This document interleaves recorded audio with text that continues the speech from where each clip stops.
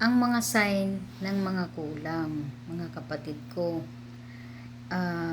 Ito, ginawa ko tong video na to para kahit papaano maliwanagan po kayo kung ano yung mga nararamdaman nyo sa katawan nyo. Mga kapatid, ang sign ng kulam, uunahin ko. Yung pain po mga kapatid. Pain, sino po ba sa inyo yung nakakaramdam ng pain sa katawan na grabe po yung sakit, like yung masakit sobra yung inyong ulo na halos pumuputok-putok na yung ulo na yan, walang kagalingan. Yung mata nyo po nanlalabo na parang may mga ulap-ulap kayo mga nakikita na hindi pa naman po dapat. Bata pa kayo parang lumalabo na yung inyong mga mata, parang laging may puwing, at yung parang laging parang nagluluha siya. Kailangan po i-control nyo naman po yung pag ano nyo sa cellphone, ayan, sa TV, mga kapatid. Yung throat nyo po, yung parang lalamunan nyo parang masakit lagi, o parang hindi nyo alam kung ano bang nangyayari dyan sa throat na yan, na parang yung parang gumaganyan-ganyan kayo, parang may nakabara. Nahihirapan po ba kayong huminga, na kahit napakadami nyo ng tinitik na gamot, wala pa rin pagbabago yung inyong paghinga? Nahihirapan kayong huminga o hinihingal kayo, ayan, masasakit yung inyong likod, pain ang mga braso, naglalam na yung inyong mga kamay dyan, parang may mga tumutusok-tusok na hindi nyo masabi kung anong nangyayari dyan sa mga kamay na yan at mga braso, walang lakas. Yung inyong legs ay nangangalay, kumikirot, yung mga tuhod nyo hanggang dyan sa paa nyo yan, kumikirot mga kapatid ko. Huwag nyong hintayin mga kapatid, huwag nyo pong hintayin na lumala ang inyong karamdaman. Paano ko masasabi na lumala? Yung hindi nyo hintayin na sobrang payat, maging sobrang payat po kayo. Yun po yung mga sinasabi kong malala. Sobrang payat, malalaking tiyan. Once po mga kapatid na once po na itong sikmura nyo ay sobra ng tumigas at hindi nyo na ganon, may push, sobra ng tumigas ng inyong sikmura, ay talagang nalamnan na po kayo.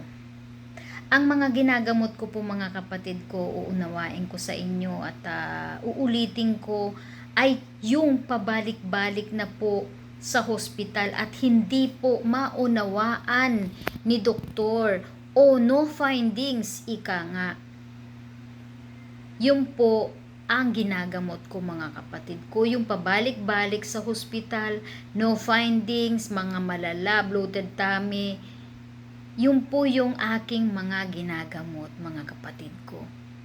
I am Sister Yang mga kapatid, and sana po meron po kayong na pulot na konting kaalaman naman sa akin. Atin pong pag-usapan ang barang mga kapatid.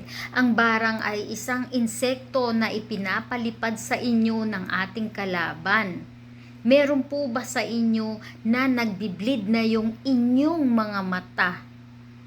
Na wala namang bigla na lang nag-bleed yung inyong mga mata, na hindi, like what I said nga po, hindi malaman o hindi matukoy ni Doc kung bakit naggaganon yung mata, na parang may mga bleed, may mga dugo na. Hindi po ba kayo nireregla na bata pa kayo, o pabalik-balik po ba kayo ng pagdurugo na kahit na matanda na kayo? Like yung ginamot ko, 65 years old na, nireregla pa, walang hinto na pagregla. Ayan. Ano pa po ba? Ang barang natin ay bukol. Isang bukol. Ayan, pabalik-balik kung saan-saan pumupunta ang mga bukol, mga kapatid ko. Yung mga rashes nyo, yung mga kati nyo, yung katipo na sinasabi ko, parang ganyan.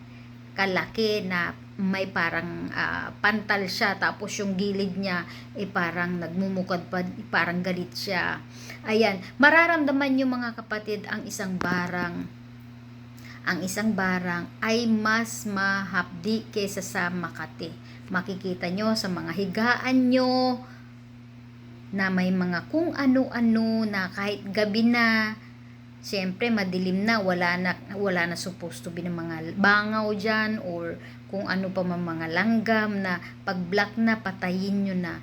O much better po ang advice ko sa inyo, sa mga nakakaranas ng mga ganitong sakit mga kapatid ko, ay kailangan po to find healer. Kung hindi po kayo makahanap ng healer, kung hindi kayo makahanap ng legit na healer, ay kailangan pong pumunta kayo sa simbahan.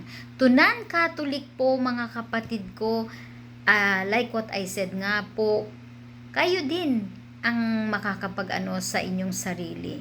Mga kapatid ko, pananampalataya lang po ang pinakagamot sa inyong karamdaman. Ang pinakamalakas na gamot ay ang ating pananampalataya. Sana po nagustuhan nyo ang ating munting video ngayon mga kapatid, para po sa inyong lahat ito. Maraming salamat. Bye! Please subscribe and share po. 1 subscribe, 1 share, 1 donation. Bye guys!